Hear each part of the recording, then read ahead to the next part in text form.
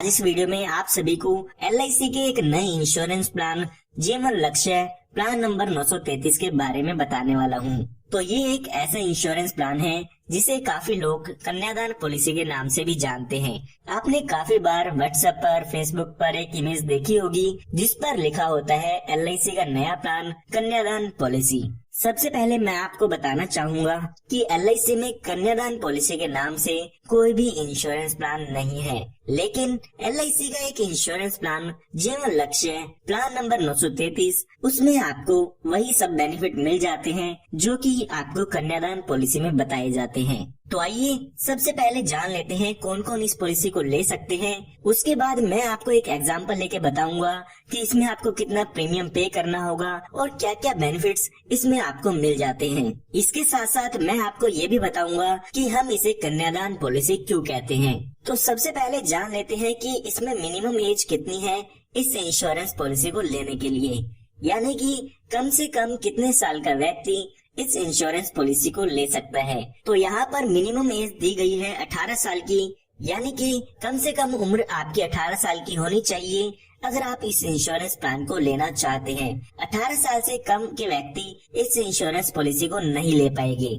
यहाँ से एक बात पता चलती है कि आप इस पॉलिसी को अपनी बच्ची के नाम पर नहीं ले पाएंगे, क्योंकि कम से कम उम्र 18 साल की होनी चाहिए और आपको ये पॉलिसी अपने नाम पर लेनी होगी अगर आप इस पॉलिसी के बेनिफिट आपकी बच्ची को देना चाहते हैं। यहाँ पर जरूरी नहीं है कि आप मैरिड हो या अनमैरिड हो, कोई भी व्यक्ति जो 18 साल से ज्यादा का है वो इस इंश्योरेंस पॉलिसी को ले सकते हैं। उसके बाद हम बात करते हैं मैक्सिमम एज की, यानी कि ज्यादा से ज्यादा कितनी उम्र के व्यक्ति इस इंश्योरेंस पॉलिसी को ले सकते हैं। तो वो उम्र यहाँ पे दी गई है 50 साल की, यानी कि 18 साल से लेके 50 साल के व्यक्ति इस इंश्योरेंस पॉलिसी को ले सकते हैं। उसके बाद हम बात करते हैं पॉलिसी टर्म की, यानी कि इस इंश्योरेंस प्लान को अगर आप लेते हैं तो कितने साल के लिए इस पॉलिसी को ले सकते हैं। तो यहाँ पर आप 13 साल से लेके 25 साल तक इस इंश्योरेंस पॉलिसी को ले सकते हैं। कम से कम आपको ये बीमा 13 साल के लिए लेना होगा और ज्यादा से ज्यादा इसको आप 25 साल के लिए ले सकते हैं। इनके बीच में आप कोई भी टर्म चूज कर सकते हैं, जैसे कि 15 साल, 20 साल, 21 साल, 22 साल, जो भी आप इसमें लेना चाहते हैं वो टर्म आप यहाँ पे ले सकते हैं। उसके बाद हम बात करते हैं प्रीमियम पेइंग टर्म की, यानी कि आपको अपनी पॉलिसी में कितने साल तक पॉलिसी का प्रीमियम पे करना होगा। तो यहाँ पर मैं आपको बताना चाहूंगा कि इसमें आपको 3 साल की छूट मिल जाती है, यानी कि जितने साल की भी आप पॉलिसी टर्म लेते हैं उससे 3 साल कम आपको आपकी पॉलिसी का प्रीमियम पे करना होता है। मान लेते हैं आप 21 साल के लिए इस इंश्योरेंस पॉलिसी को लेते हैं, तो उससे 3 साल कम यानी कि 18 साल के लिए उसमें आपको अपनी पॉलिसी का प्रीमियम पे करना होगा। उसके बाद 3 साल आपको उस पॉलिसी की किस्त नहीं भरनी होगी। उसके बाद हम बात करते हैं मिनिमम सम एश्योर्ड की। मिनिमम सम एश्योर्ड मतलब कम से कम आप कितने रुपए का बीमा इसमें आप ले सकते हैं। 1 लाख रुपए का बीमा आप इसमें ले सकते हैं। इसका मतलब ये नहीं है कि आपको इसमें 1 लाख रुपए पे करने होंगे। इसके बेसिस पे जो भी आपका पॉलिसी का प्रीमियम है, मैच्योरिटी है, डेथ बेनिफिट है, वो सब कैलकुलेट किया जाता है। उसके बाद हम बात करते हैं मैक्सिमम सम एश्योर्ड की, यानी कि ज्यादा से ज्यादा बीमा आप इसमें कितने रुपए का ले सकते हैं। तो यहाँ पर इसके लिए कोई भी लिमिट नहीं दी गई है। ये आपकी इनकम पे डिपेंड करता है कि आपकी इनकम प्रूफ के अकॉर्डिंग LIC आपको ज्यादा से ज्यादा बीमा इसमें कितने रुपए का देती है। तो ये हमने देख लिया है कौन कौन इस इंश्योरेंस पॉलिसी को ले सकते हैं। आइए अब एक एग्जाम्पल लेके इस पॉलिसी के बारे में समझते हैं। तो यहाँ पर एग्जाम्पल समझने के लिए हम मान लेते हैं कि जो आपकी उम्र है वो 30 साल की है और उसके बाद आप इस इंश्योरेंस प्लान को 21 साल के लिए लेना चाहते हैं, यानी कि जो हमारी पॉलिसी टर्म होगी वो 21 साल वाली आप इसमें ले लेते हैं। उसके बाद अगर हम प्रीमियम पेइंग टर्म देखते हैं तो यहाँ पर वो हो जाएगी 18 साल की, यानी कि जो भी आप टर्म लेते हैं उससे 3 साल कम आपको प्रीमियम पे करना होगा। यहाँ पर आपको 18 साल प्रीमियम पे करना होगा अगर आप 21 साल के लिए इस पॉलिसी को लेते हैं। उसके बाद हम सम एश्योर्ड मान लेते हैं 10 लाख रुपए का, यानी कि 10 लाख रुपए का बीमा आप इसमें लेना चाहते हैं। तो अगर हम इस पॉलिसी के प्रीमियम की कैलकुलेशन देखते हैं तो यहाँ पर लगभग 53,140 रुपए के करीब आपको पहले साल में इसका प्रीमियम पे करना होगा। उसके बाद बाकी के बचे सालों में आपको 51,995 रुपए एक साल में इसका प्रीमियम पे करना होगा। अगर आप 6 महीने में, 3 महीने में या हर महीने में इस पॉलिसी की किस्त भरना चाहते हैं तो वो भी आप स्क्रीन पर देख सकते हैं। तो यहाँ पर हमने अभी जो आपकी उम्र है वो मानी थी 30 साल की, तो आने वाले 18 सालों के लिए यहाँ पे आपको प्रीमियम पे करना होगा। यानी कि जब तक आप 48 साल के होंगे तब तक आपको इस पॉलिसी में प्रीमियम की पेमेंट करनी होगी। अगर हम टोटल देखते हैं कि इन 18 सालों में आपने कितना प्रीमियम पे किया है, तो आपने लगभग 9,37,054 रुपए इसमें पे किए हैं। जब आपके यहाँ पर 18 साल पूरे हो जाएगी, उसके बाद 3 साल यहाँ पे आपको कोई भी प्रीमियम पे नहीं करना है, और जब आपके 21 साल पूरे हो जाएंगे तो यहाँ पर आपकी पॉलिसी की मैच्योरिटी हो जाती है। यानी कि जो आपका इंश्योरेंस है वो यहाँ पर खत्म हो जाता है। जब आपकी यहाँ पर पॉलिसी की मैच्योरिटी होगी तो उस समय यहाँ पर टोटल आपको 21,29,000 रुपए के करीब अमाउंट मिल जाता है, जिसमें आपका 10 लाख रुपए का सम एश्योर्ड होता है, 10,29,000 रुपए का बोनस होता है और 1 लाख रुपए का फाइनल एडिशनल बोनस होता है। तो ये टोटल मिला के आपको लगभग 21,29,000 रुपए के करीब अमाउंट इसमें मिल जाता है मैच्योरिटी पर। हमारे एग्जाम्पल में ये हमने बात तब की है जब हमारे पॉलिसी होल्डर के साथ कोई भी दुर्घटना नहीं होती है, यानी कि उसकी डेथ पॉलिसी के दौरान नहीं होती है। आइए अब मैं आपको बताता हूँ कि इसे कन्यादान पॉलिसी भी क्यों कहते हैं। मान लेते हैं जब आपने ये पॉलिसी ली तो आपकी जो लड़की है उसकी उम्र 1 साल की है। तो अगर आप इस पॉलिसी को 21 साल के लिए लेते हैं तो लगभग जब वो 22 साल की हो जाएगी तो उस समय आपको अपनी बेटी की शादी के लिए या एजुकेशन के लिए वहाँ पर आपको पैसा मिल जाता है। यानी कि जब आपकी पॉलिसी खत्म होगी तो उस समय आपके पास पैसा होगा जिससे आप अपनी लड़की का कन्यादान कर सकते हैं या उसकी शादी कर सकते हैं। तो आइए अब एक एग्जांपल लेके जानते हैं कि अगर पॉलिसी के दौरान जिसने भी पॉलिसी ली थी उसकी डेथ हो जाती है तो उस केस में कन्यादान कैसे होगा। तो यहाँ पर हम मान लेते हैं कि पॉलिसी शुरू होने के 4 साल बाद पॉलिसी होल्डर की डेथ हो जाती है।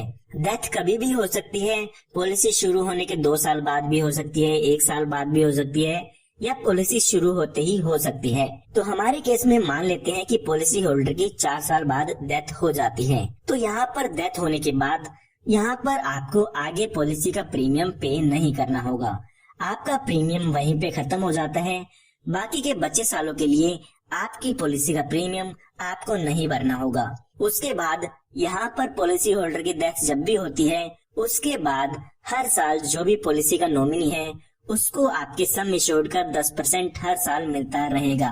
यानी कि हमारे एग्जाम्पल में देखते हैं तो हमने 10 लाख रुपए का बीमा लिया था और उसका 10% देखते हैं तो 1 लाख रुपए का अमाउंट हो जाता है। तो जो भी पॉलिसी का नॉमिनी होगा उसको 1 लाख हर साल मिलते रहेगी और ये अमाउंट तब तक मिलेगा जब तक आपकी पॉलिसी की मैच्योरिटी होगी। यानी कि हमारे केस में देखते हैं तो 4 साल बाद डेथ होती है तो बाकी के बचे 17 साल हमें 1 लाख रुपए मिलता रहेगा, जो कि 17 लाख रुपए हो जाते हैं। 17 साल आपको 1-1 लाख रुपए मिलता रहेगा तो 17 लाख रुपए का अमाउंट यहाँ पर ये आपके पास हो जाता है। इसके साथ साथ जब भी आपकी पॉलिसी खत्म हो जाती है, यानी कि जो भी आपका पॉलिसी का टाइम पीरियड था 21 साल का वो खत्म हो जाएगा, तो उस समय इस पॉलिसी की मैच्योरिटी भी होती है। यानी कि जो भी मैच्योरिटी का अमाउंट था वो भी आपके नॉमिनी को मिलेगा। तो यहाँ पर मैच्योरिटी पर सम एश्योर्ड का 110% मिलता है, जो कि हुआ 11 लाख रुपए। इसके साथ साथ बोनस मिलेगा 10,29,000 रुपए का और 1 लाख रुपए का फाइनल एडिशनल बोनस मिलता है। तो यहाँ पर मैच्योरिटी के समय 22,29,000 रुपए मिलेगी अगर डेथ का केस है तो यहाँ पर अगर डेथ के टाइम पर मैच्योरिटी होती है तो उस समय 22,29,000 रुपए यहाँ पर मैच्योरिटी पर मिलते हैं। हर साल आपको 1 लाख रुपए तो मिलेगा ही मिलेगा। जितने साल भी आपकी पॉलिसी के बचे हैं उतने साल तक आपको हर साल पैसा मिलेगा। साथ ही साथ इस पॉलिसी में मैच्योरिटी भी होती है। तो यहाँ पर अगर आप अपनी बच्ची के कन्यादान के लिए इस पॉलिसी को लेना चाहते हैं तो यहाँ पर आप देख सकते हैं कि अगर आपकी पॉलिसी के दौरान डेथ भी हो जाती है तो आपकी बच्चे के लालन पालन के लिए भी यहाँ पे पैसे मिलते रहेंगे। साथ ही साथ जब आपकी बच्ची शादी के लायक हो जाएगी तो उस समय भी आपको यहाँ पे पैसे मिल जाते हैं ताकि बच्चे की शादी हो सके। तो यहाँ पर मैं आपको फिर से बताना चाहूंगा कि इस पॉलिसी को कोई भी ले सकते हैं। जरूरी नहीं है कि आप अपनी बच्ची के लिए इस इंश्योरेंस पॉलिसी को लें। जो भी 18 साल से ज्यादा के व्यक्ति हैं, वो इस इंश्योरेंस पॉलिसी को ले सकते हैं। सबके लिए इस पॉलिसी को लेने का अलग अलग पर्पस हो सकता है। उसके बाद यहाँ पर मैं आपको कुछ सजेशन देना चाहूंगा। इस पॉलिसी में आपको कुछ एडिशनल बेनिफिट भी मिल जाते हैं, जिसके लिए आपको कुछ एक्स्ट्रा प्रीमियम पे करना होता है। तो यहाँ पर उन बेनिफिट्स को आप अपनी पॉलिसी में ले सकते हैं। सबसे पहला बेनिफिट है टर्म राइडर का। अगर आप अपनी पॉलिसी में टर्म राइडर ऐड करा लेते हैं, तो जब भी आपकी डेथ होगी, यानी कि नॉर्मल डेथ होगी, तो उस केस में 10 लाख रुपए का सम एश्योर्ड मिल जाता है। अगर हम अपने एग्जाम्पल में देखते हैं, तो यहाँ पे हमने देखा था कि 4 साल बाद पॉलिसी होल्डर की डेथ हो जाती है। तो अगर आपने पॉलिसी में टर्म राइडर लिया है, तो जब भी डेथ होगी, तो यहाँ पर 10 लाख रुपए का अमाउंट मिल जाएगा, जो कि आपका सम एश्योर्ड होता है।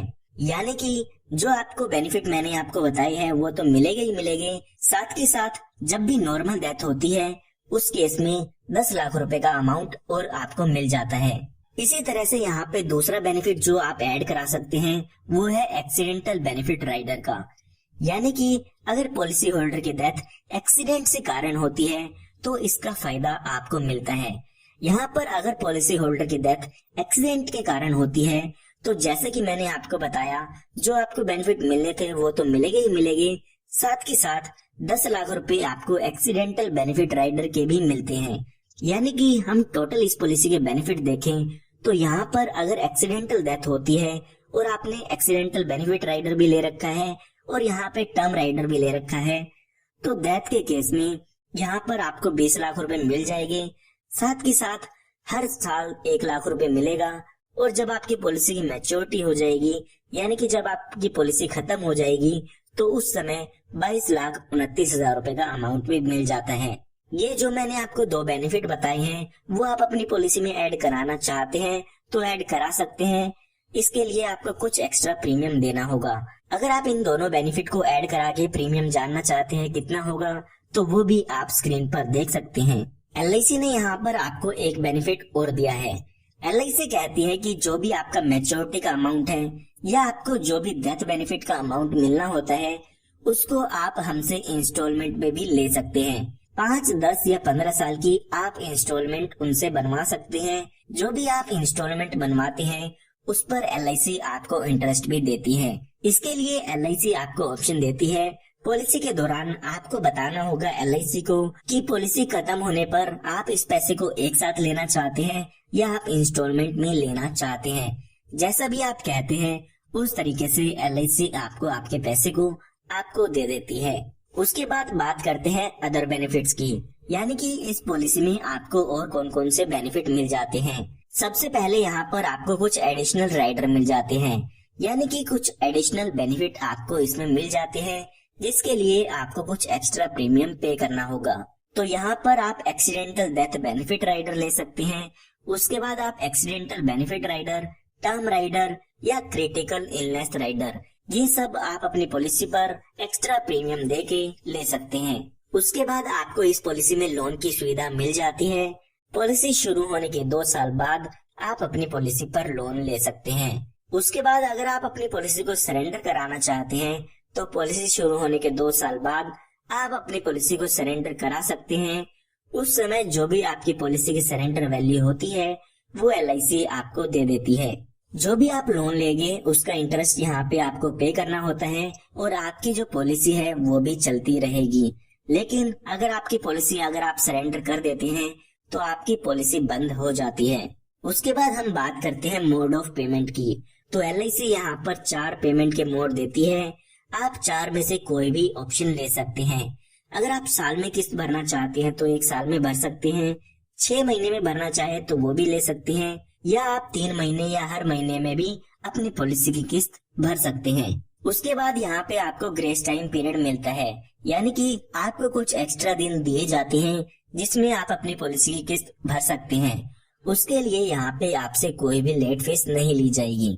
तो यहाँ पर अगर आपने मंथली पेमेंट मोड लिया है, तो यहाँ पर आपको 15 दिन एक्स्ट्रा दिए जाते हैं, ड्यू डेट से कि आप ड्यू डेट के बाद 15 दिन के अंदर अंदर बिना किसी लेट फीस के अपनी पॉलिसी प्रीमियम की पेमेंट कर सकते हैं। इसी के साथ साथ अगर आपने ईयरली 6 मंथ में या 3 मंथ्स में अपनी पॉलिसी की किस्त भरनी है तो आपको यहाँ पे 30 दिन दिए जाते हैं। पॉलिसी की ड्यू डेट से 30 दिन के अंदर अंदर आप अपनी पॉलिसी की किस्त भर सकते हैं। उसके बाद यहाँ पे आपको टैक्स बेनिफिट भी मिल जाते हैं। जब भी आपकी पॉलिसी की मैच्योरिटी होती है तो उस समय जो भी आपको अमाउंट मिलेगा वो टैक्स फ्री होता है, उस पर आपको कोई भी टैक्स नहीं पे करना होगा। इसके साथ साथ जो भी आप प्रीमियम पे करते हैं उसकी डिडक्शन आप इनकम टैक्स में ले सकते हैं। जो भी इनकम टैक्स रूल्स हैं उसके हिसाब से आप यहाँ पे इसकी डिडक्शन ले पाएंगे। उसके बाद हम बात करते हैं रिबेट की, यानी कि अगर आप यहाँ पे ईयरली मोड चूज करते हैं तो आपके प्रीमियम का यहाँ पर 2% आपको डिस्काउंट मिल जाता है। इसी तरह से अगर आप यहाँ पे 6 महीने वाली किस्त का ऑप्शन चूज करते हैं तो आपके प्रीमियम पर यहाँ पे 1% का डिस्काउंट आपको इसमें मिल जाता है। तो उसके बाद बात आती है रिवाइवल की। कई बार ऐसा होता है कि जो आपकी पॉलिसी है वो टाइम पर प्रीमियम ना पे करने से आपकी पॉलिसी बंद हो जाती है और उसको आप बाद में फिर से शुरू कराना चाहते हैं। तो LIC यहाँ पे आपको 5 साल का टाइम पीरियड देती है। 5 साल के अंदर अंदर आप अपनी पॉलिसी को फिर से शुरू करा सकते हैं। तो उम्मीद करता हूँ आपको LIC के प्लान जीवन लक्ष्य प्लान नंबर 933 के बारे में समझ में आ गया होगा कि इसमें आपको क्या क्या बेनिफिट मिल जाते हैं और कौन कौन इस पॉलिसी को ले सकते हैं। फिर भी अगर आपको कोई डाउट है तो कमेंट में पूछ सकते हैं और आप हमारे चैनल को सब्सक्राइब कर सकते हैं ताकि इस तरह की लेटेस्ट वीडियोस आप सभी को हमारी तरफ से फ्री में मिले।